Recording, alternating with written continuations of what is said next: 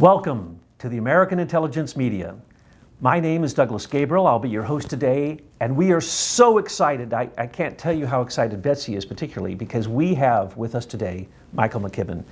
And as you've already seen, we put out a few audios, but we're going to do a video because this is an historic moment. The reason we're so excited is because his story is a story that is probably the most profound story that has been happening for the last 17 years, but we also get to see it playing out right now in current affairs. So we're going to go into that, but at first I need to apologize. As you probably all know, I usually don't use notes, but this case is so incredibly technical that I must read to you an introduction as a framework, and then we'll begin our conversation with Michael.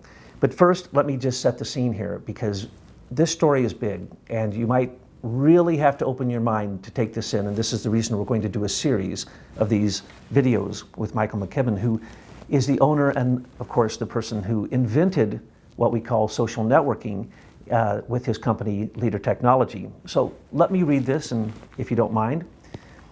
One of the largest government-sponsored industrial espionage thefts of copyrights, trade secrets, and patents in modern time was the theft of scalable social networking inventions. The technology and programming code that underlie Facebook, Gmail, YouTube, Twitter, Instagram, and most of the other large-scale social networking companies runs on Leader Technology's intellectual property. They were stolen by a group of criminal lawyers, judges, spies, and bankers working with complete impunity and in total disregard for the law. Under the guise of IBM Eclipse Foundation, James Chandler III, who was also a national security advisor and top White House attorney, led this group of criminals who, interestingly enough, are also appearing in the news currently due to their most recent discovered crimes. People you know: John Podesta, Robert Mueller, Rod Rosenstein, John Breyer, James Breyer, Larry Summers, Yuri Milner, Alisher Usmanov, Mark Zuckerberg, Sheryl Sandberg, Bill and Hillary Clinton, and a host of others who are not so well known and in the shadows. They are the same criminals, just different crimes. Usually, we see them stealing oil, gold, uranium, wherever they can, and any other resources. But this time, they stole the very software code that is utilized by the largest tech companies in America, Europe, Russia, China, South America, and anywhere else they can market it. They make trillions off of this theft. They carved up the globe and all the markets in each region, and each criminal got a piece of the pie using Leader Technology's stolen trade secrets. Eric Schmidt took America and Europe. Chandler got South America. Summers and his sidekick Sheryl Sandberg joined Schmidt in taking America. Yuri Milner, Alisher Usmanov, and Summers got Russia, and the Breyers got China. And a host of fake tech lords became the frontmen for all the various social networks we see cropping up everywhere. The richest companies in the world: Google, Facebook, Amazon, et al. The criminals got filthy rich off of stealing Michael McKibben's and Leader Technology's inventions. What did Leader Technology get? 17 years of lies, deceit, legal maneuvering, patent tricks, industrial espionage, betrayal, governmental manipulation, court fraud, and $10 million in legal bills, as well as 7 separate lawsuits brought against Leader Technology itself to try to bankrupt them. What does Leader want? A rectification of the situation that can be a win-win situation for everyone involved, including U.S. taxpayers, the government, the former tech lords themselves, who knowingly stole the trade secrets, and most especially Leader Technology's long-suffering shareholders. Michael McKibben is the founder and chief inventor of Leader Technologies and the person responsible for the biggest explosion of internet technology in history. So you can imagine, after hearing that, how thrilled we are that Michael is here really for the first time to give a complete expose on how this happened and what we can do to make this into a win situation. So Michael, welcome to the American Intelligence Media. We are so thrilled that you've joined us and you're willing to have this conversation with us. Let me frame after the framing, let me just ask a question. Michael, Can you tell us what it was like to discover the most powerful invention of the digital age? Had you ever done anything like this before, and did you do it by yourself, or did you have help? That's a big question. I have invented things before. I have created a lot of different products. In the pre-computer days, a planning system, we talked about some of the consultants that did management consulting. I did management consulting, started in developing software back in the early 80s with the early sales manager programs, and then began looking at the market as computers were beginning to become more commercial, especially personal computers, and developed a number of different products, like we called one Scorekeeper, which was an early executive information management system. And it was during that time that we met folks from AT&T. They were running into a problem, and by the 93, 94 timeframe, actually secured the contract as a private contractor to rebuild AT&T's email system. So by the mid-90s, we were on the map, having rebuilt AT&T's system, email system, that was actually shipped with Windows 95. So done a lot of work in management consulting, leadership development, organizational development, and then morphed all that knowledge and experience into developing software. So yeah, I've done a lot of work prior to this invention.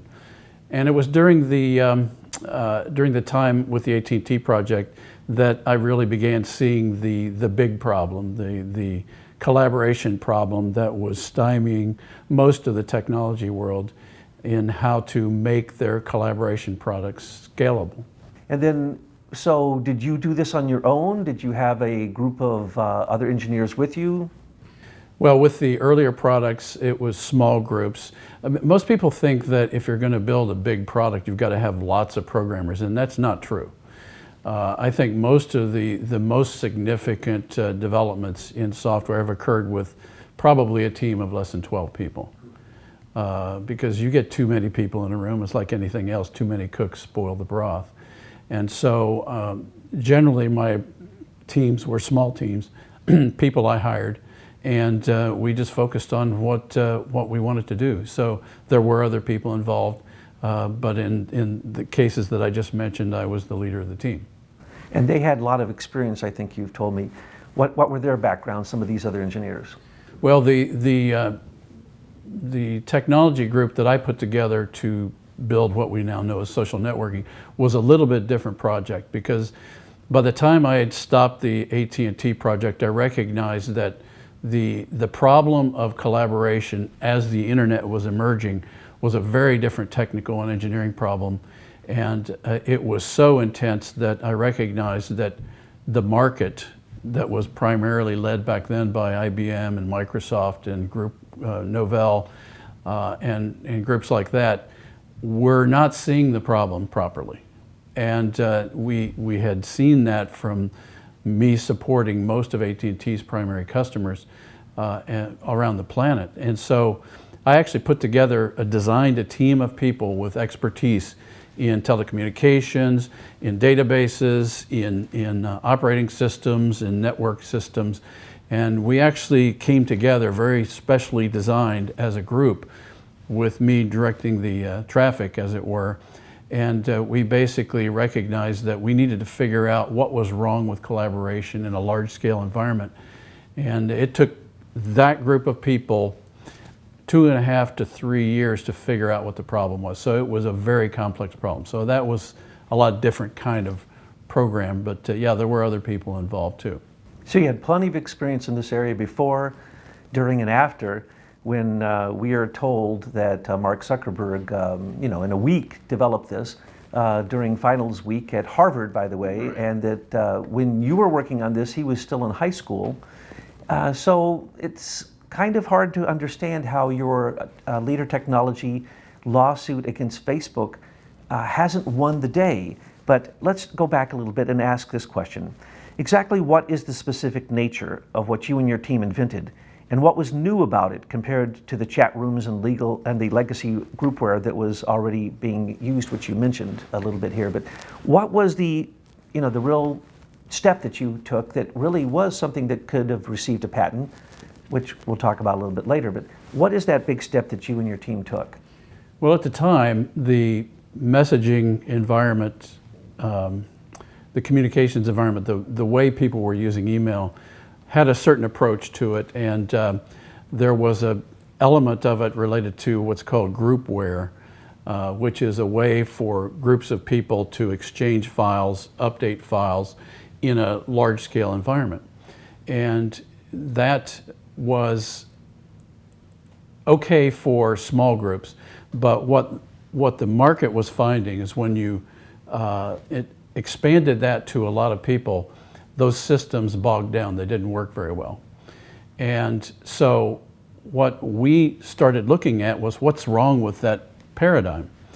And most people are familiar. You send an email out to many people, and so one email is replicated and becomes, let's say it's 10 people. So one email becomes 10 copies of that email sent to 10 people.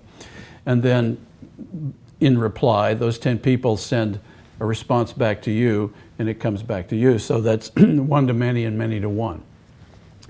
Well, we recognized that when we got into collaboration, we needed to get into a situation where we could have many people exchanging information on many subjects in parallel. And that's where groupware and messaging didn't work very well. In fact, they didn't work at all in large scales. And so we put that team of people together, and metaphorically, I said, we're not coming out of this room until we figure out what's wrong with collaboration. And the other thing that we restricted our programmers from doing was, we're not going to have you start writing code until we figure out what this problem is. And so we took a very skilled team of people, and we said, okay, let's figure this out. 2.5 years into it, at the end of 2000, we had 1999, we had the magic aha moment. We figured out what the problem was. And it surprised all of us how simple the solution was, but it also surprised that none of us had seen it. And we knew that Microsoft and IBM and Novell were not seeing it either, because we had experienced all those systems. In fact, we supported all their systems in the work we had done with the AT&T project.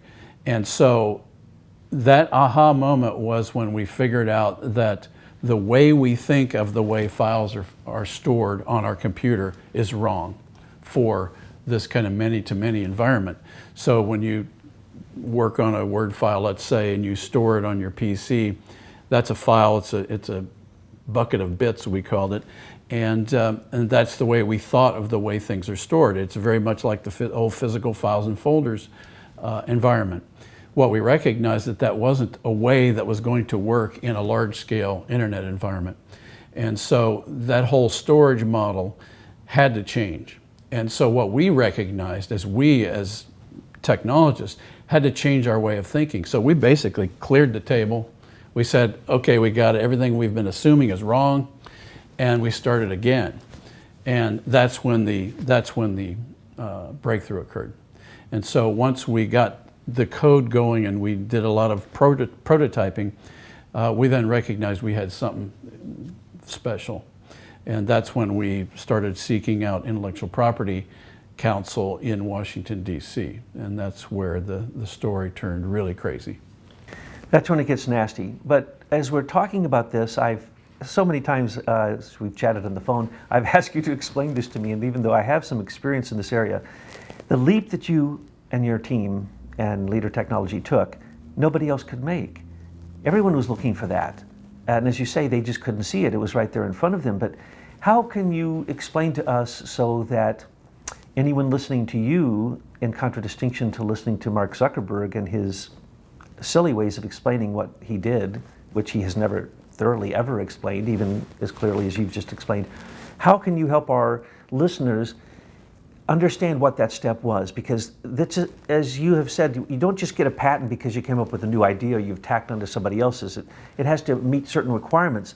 And so when you discovered this, What was that like? I mean, was it a new way of thinking for you and your engineers, or? Yes, it was totally new way of thinking. We we essentially had to say, okay, the paradigm of storing a file in a folder is not the way to manage data in the internet.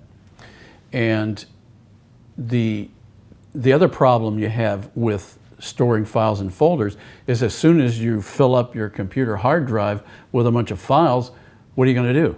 You've got to go replicate that information to another PC. You've got to decide what files you're going to move across, which files are going to stay, and it's a very cumbersome process. And that was the way groupware worked.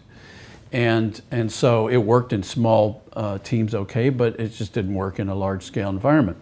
So what we recognized is we had to change our whole thinking about how to store data when lots of people are working with a piece of information in lots of locations, and we can't predict ahead of time how they might want to use the data. And so the whole storage model had to change, and everybody's familiar with that now as people have worked with social networking. But I liken it to the problem you have with the internet is since you don't know how much volume you're going to have to handle at any given time, you've got to have a storage situation that can ebb and flow with the way people are using information. So what we wanted to do was free people to use the technology without having to worry about where the storage occurred, but not know in advance how they're going to do that. So that was the trick. And so what we developed was an analogy that I think works, is that we had to figure out a way to put the data out there and not care where it's stored, if that makes sense. So in other words, we'll tag the data properly and we'll put it into the system, but let the system decide where to store it. So it's like taking a bunch of cups and hooking them together with little rubber hoses between the cups. And as you pour water into any one cup, it all flows out. So it's the level in all of the hard drives, or in this case the cups, always is the same in all the drives. So as the water starts filling up, you as the technologist who's supporting that environment can easily say, okay, we better get a couple more cups in here, we better get a couple more hard drives on this system because it's starting to fill up. And then as soon as you do that, the level will go back down. And so that's the way internet is storing, the social world is storing data, and that came from this magic aha moment that we had. And the magic code writing that happened afterwards. Yeah, how to do that, yes, was a major effort. How to tag metadata and then send it in all directions and then somehow call it all back when you want. To me, that sounds magical. We had to invent a new kind of metadata that would tag. So the other big problem with groupware, and people are probably familiar with groupware, but if they're not, when you have a file, and let's say you've got this group of 10 people and one person changes the file somewhere in some city, groupware will then replicate the changed file in everyone's individual environments. And that's very time consuming and resource intensive. So what we said was, let's think about this differently. Let's have the file sitting in one place and never moving. And then let all the people come to the file and edit it and do everything they want. And so we'll keep track of all of that, how people work on that file as a new kind of metadata with ever expanding knowledge base for that metadata. So we developed the idea of context for how people are using the file. And so what is stored related to somebody's profile is the metadata associated with the file, but the file never moves. And by doing that, we increase the capacity and the efficiency of how collaboration works by a factor of probably 10,000. Because now all of a sudden that data is not moving all over the place. With replication, it's moving, it's copying, things are getting out of sync, and then you got this server, the Lotus Notes servers out there trying to keep track of all this movement of this file, and it became a mess in large scale. My company saw that for 12 years. I worked with one of the guys who helped Steve Jobs really advance the Mac Classic II, and he was a genius, and he actually had the technology that was rolling out of Apple and Microsoft. He's such a genius, they had him testing products, right? 12 years we tested these products from about 2000 or 1999 on, for 12 years, we went on and on and on. We tried all of them. None of them worked. Right. None of them worked. We were trying to handle 10,000 students a year. Each one of them had a specific profile that would have hundreds of elements. Every program, we even had programmers come in and we paid huge amounts of money to have them write specific programs for us. Still failed miserably. So we have one of the biggest geniuses who worked for Apple, couldn't work this out for his own company, okay? So I was there, I watched this stuff happen, and it was a miserable failure. Right. I couldn't myself comprehend that, but now, look, everyone uses your source code. Everyone, they don't even realize how far this went. When we say social networking, it's not only social networking, it's, and I apologize for using improper terms, but this, what I would imagine called scalability, to go from a small group handling 100 people, right, to handling 1 billion people in one group, simply because their sign-on creates this magical effect of this file that stays in one place, and then you somehow connect all the metadata to it. This was radical. People they knew that if they could do this, that these groups would become worldwide, right?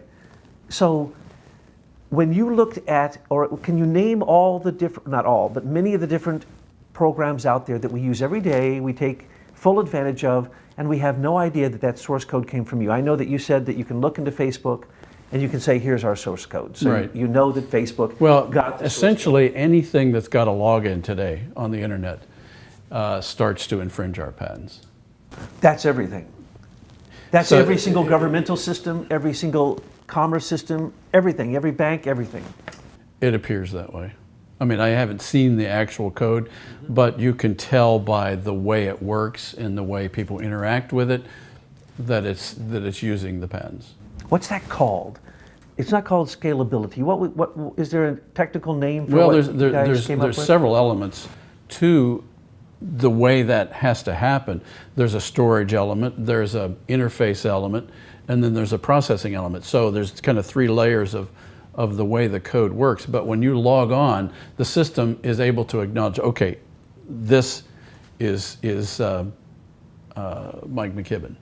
And so therefore, as I move around in the system, the metadata associated with somebody else's profile, for example, is able to recognize that this isn't the person who has this profile, this is somebody that's come in from the outside.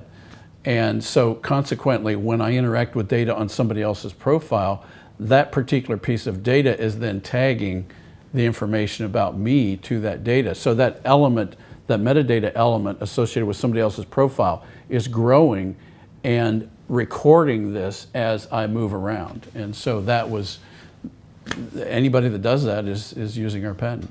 Well, my boss, whose name will not be mentioned here, once told me that since my son was so brilliant that he needed to use a program that was a virtual sandbox that allowed him to build from very, very simple elements incredibly complex worlds. And so he said, get into Minecraft. So my son started working in Minecraft, and as I would watch this, it was the most amazing thing I'd ever seen on the internet. And I actually then allowed them to work on the internet because of this virtual sandbox. And that's really my simple understanding, that if we are in Facebook, we're in the sandbox, it's a virtual world, but my version of it, is my version, but then I get to interact with all of your interactions, and then I have to be in a relationship to every other person in that group at the same time. It seems almost impossible that software could have done that. Did it also take hardware that had to advance to the point that when you finally got the software, that the hardware had also advanced so that it could actually do this? Yeah, as memory got cheaper, the idea of having to manage the amount of data that you had associated with anybody's profile became a non-issue, because right now, as far as I can tell from all the press, the NSA is storing everything. So they don't even care about dumping it now. It's too expensive to even call through the data and dump it. They just keep it all. Yes. And that's why these data centers are growing to be massive. It is shocking. In the early days, in the 70s, when I worked with memory. Yeah, well, memory was still an issue when we were designing. And I think that kept our design very efficient, because we looked at that issue. In fact, when we were kind of looking at how we were going to go to market, we were looking at, well, how much we're going to charge for this, because memory was still an issue. Mm-hmm. But between 2000 and 2000 now, that's become a non-issue. So yeah, hardware is an issue. With scalability, you've got to be able to have servers basically chained up that can keep ahead of the requirements of the user. At the old days, the idea was you manage your network by deciding what your load is going to be, and you kind of make all these assumptions, and you know it up front because you know I'm going to have 10 users that are going to come on and they're going to do this or that or the other with the database and the application. And that was the way you tended to design the size of a network. But our whole problem set was different because we're saying, A, we don't know how many users are going to use it on the internet. We don't know what kind of data they may want to use in their profiles in advance. And then as the users use it, the whole idea was the system adapts to the user's requirements rather than the user having to require or adapt to the system requirements. That was a paradigm shift. And then that's what is the foundation of the fact that your source code could then be used in Facebook, in Gmail, in YouTube, in Twitter, in Instagram, in Snapchat, in all these different systems. All is based upon your code because you wouldn't be able to get in, create the network, create the virtual sandbox, have all the interaction, have the metadata being tagged properly. And then, as you say, define it specifically for the need, as we've seen Right. it, whether it was PayPal or no matter what it Right. was. That was the old paradigm. Design it to the need. So you have an accounting piece of software, you have a word processor, you have applications that do certain things. In our case, our application was human collaboration. And you can't predict how human beings want to collaborate in advance if your system is in fact doing its job. What we added to that was issues of two key priorities that have been ignored since the theft. One is respect for the person's privacy, and another one is a respect for their property. Property and privacy were two key issues, constitutional issues, that we designed into the system. So when you made a comment earlier about, well, I go into somebody's environment and I can see everything, that wasn't the plan. That wasn't the plan, that everything you have is going to be open, so that you're running naked through the public square all the time with all your data. That didn't make sense from a privacy standpoint. So we had basically a privacy slider scale in the system so that you, as the host of a group of people, could decide how open or private you wanted your collaboration to be. And you could actually define that down to the individual data element level. That was all just ignored. I use the analogy, we had a slider bar from 0 to 10. What the thieves did was slide all that to 0 and just ignore the idea of privacy. That's when the info war really became pitched, because they wanted to surveil everyone, and you wanted to give people privacy, but access to basically all knowledge, as we can pick up our phone and do a Google search and we can find out anything we want. So you wanted to provide that possibility for freedom of information and for information to be able to be structured by the choices of the individual, instead of, oh, we're going to give you all these choices as Facebook or Google does or these other systems, but then we're going to make sure to surveil it all. Now, I don't believe that when you started, you had any idea that your invention could be used to be weaponized as a PSYOPs tool, as we now find out. Facebook admits yesterday, Sean Parker admitted that they created it, and when they say they, he also mentions the other kind of people who took your source code. He mentioned, of course, the guy, who was the man he mentioned?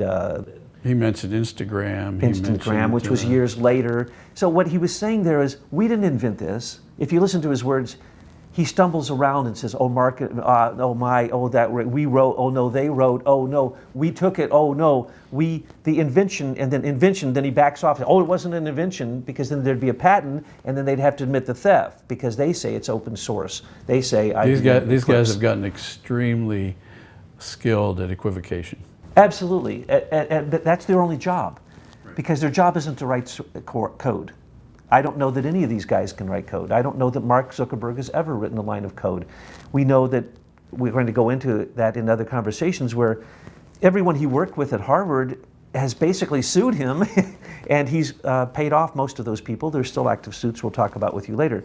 But when you, at even being the cutting edge of technology with what you were doing with ATT and emails and all the groupware and the legacy groupware. Did you have any idea when you and your team discovered this, how big this would be and how it would actually change everything in our modern world? We did. We knew we were onto something special. When we had that aha moment, we knew this was going to be big. And that was my objective. I wanted to solve an engineering problem. And in solving the engineering problem, what we recognized, and we applied some very high design approaches to how this was designed. I actually constructed a very special design approach that would put a lot of smart people in a room, and then we would do some very different things than the way product is normally designed. Normally products are designed by saying, okay, I want to build that chair and I already know it's going to have two arms on it and a back on it and a seat on it, and so, oh, that's a great chair. And that's the way most products are designed. What I recognized as a designer was that we didn't know what this is supposed to look like because the entire market is going off in this direction. And we don't know that that's necessarily the way to go. So we said, let's not preconceive a solution, because all we're going to do as programmers, we're just going to program more stuff. And it's probably going to fit right into, and a lot of the tools were also geared toward going down this direction.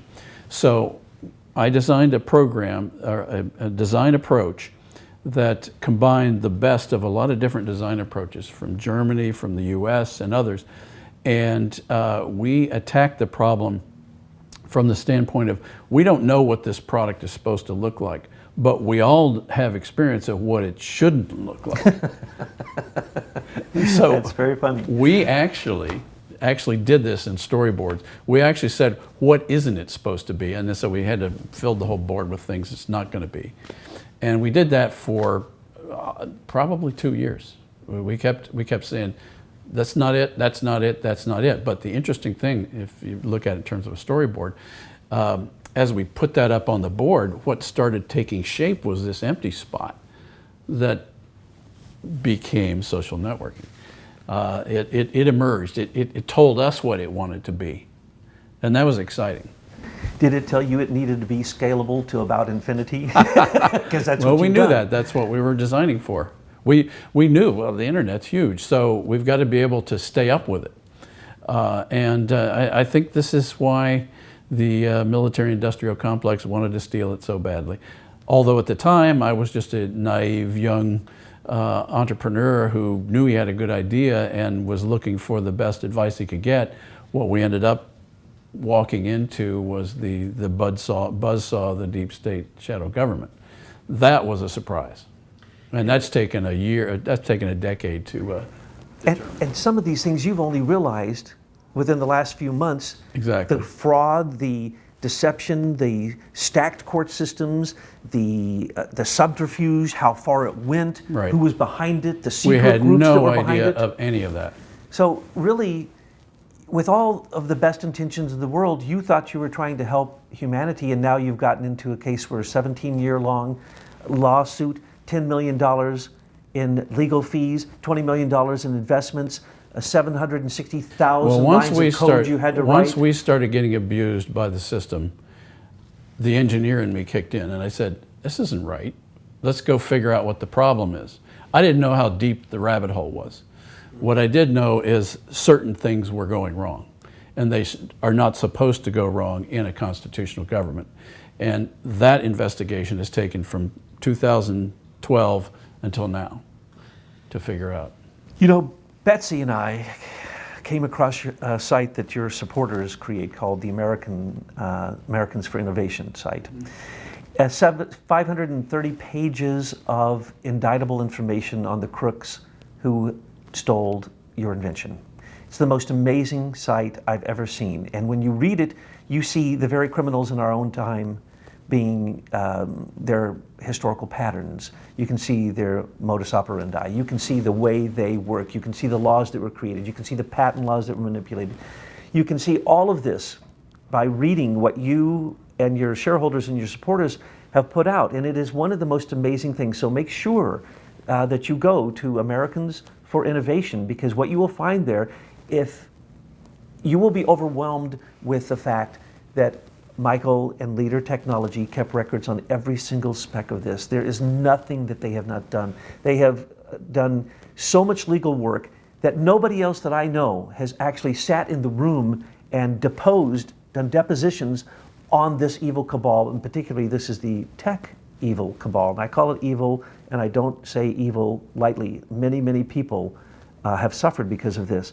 So I recommend that, because many of the details, we can only give a general overview in these conversations, but if you want the details down to the letters of agreement, everything, the copyrights that were stolen, the projects that were proof of, proof of that they can work. You had to, again and again. Proof of concept. Proof of concept. Again, you had to prove it again and again to these people. Why? Because they were stealing it as they went along. Right. So it was, as we now know, some of this information only recently, it was being stolen off of our engineering, I'm using a metaphor, off of our engineering design boards before the ink was even dry. It's one of the most incredible stories, because when you look at the damages, you're talking trillions of dollars. You're talking a whole host of fake tech lords that practically lived at the White House for the 8 years at the Obama administration. So I have one last question. Because you're an engineer, you solve things, you fix things. So you got a bad situation here, but you also have at least 3 versions that I've heard of win-win scenarios. Can you give us at least, so we can end on a note of hope, that you aren't, just continually being put into despair by forces that are really incredibly powerful. So we're going to talk about what keeps you going, but really, what are some of these win-win scenarios you've created? Well, I have a group of very bright shareholders. And so we got together recently and we said, what are we going to do here? Because this is a rat's nest. This is the biggest rat's nest ever. And we can't be chasing around all these companies in lawsuits for the rest of our lives. One of the things we've learned is that the legal system itself is a playground for these corrupt people. And so how do we find a win-win situation? And so to cut it's not a very complicated story short, we have developed an approach. Basically, social networking has never been had fees associated with it. So essentially, the entire government and the entire tech community has had 17 years of free use of our technology.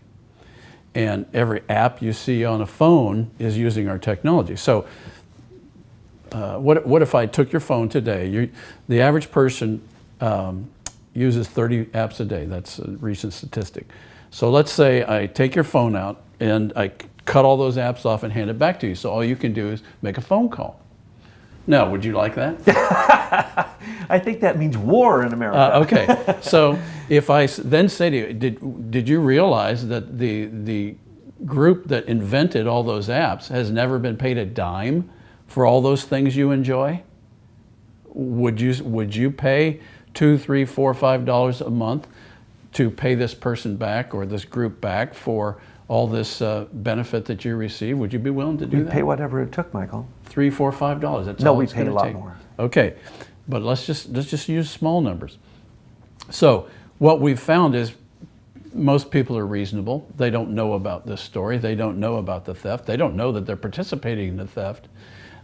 So of course they would. That's the average decent American, decent person, citizen of the world, actually. So what we've said is, okay, hey government, start paying us $2 a month per user for the 17 years of free use in the past and going forward. We will sign a license so that everyone becomes legal with their use of their social media. And then government, you can charge $2, $3, $4, $5, $6 a month on top of that and generate new revenue. We figured out what that would be for the US government. That would be anywhere between $200 and $500, $600, $700 billion a year in new revenue without increasing taxes. Instead of going to the tech lords. Instead of going to the tech lords. The tech lords would have to pay up They're the ones that provided all this service to the government, so therefore their bonding companies can pay this back, so they're not even going to be out any money. It's going to be their bonding companies. So everybody wins. That's a win-win-win. Exactly. And we don't go down this route of continually chasing people around in this rat's nest called our legal system. And you can circumvent even a lawsuit by a couple of your plans. Right. Well, this system was created, as we've learned in our research, by a series of executive orders, the Patriot Act, a number of things like that that have been developing ever since the early 90s. And the authority to run this system has been focused like a laser on the president. So the president has the power to write a check to us and to authorize this to go into effect. So Donald can trump the tech lord. He could. All the authorities are there. Well, as Obama basically did the opposite with his lawlessness. Michael? It started before President Obama, but yes. I'm getting an image in my mind, and it says, inventor of Facebook. And then we can say leader technology. $20 million investment, hundreds of shareholders, teams of geniuses working 3 years to create 760,000 lines of code. Or we could believe Mark Zuckerberg, one man, $0 invested, 1 week of work during finals, no shareholders. You can decide yourself. That's what I get. As we talk to you, it is so obvious that you're sincere and that everything that you've done also has been very carefully kept track of, so that in your lawsuits and in going to court and in appeal court, your case went all the way to the Supreme Court and was knocked down. But now it can be reopened again through all kinds of new things that have come to light, new evidence that has come to light. So we're not talking about something that happened in the past that we're crying about. We're talking about something that has to be acknowledged now and is being acknowledged now because of Facebook's corruption that is coming out into the news.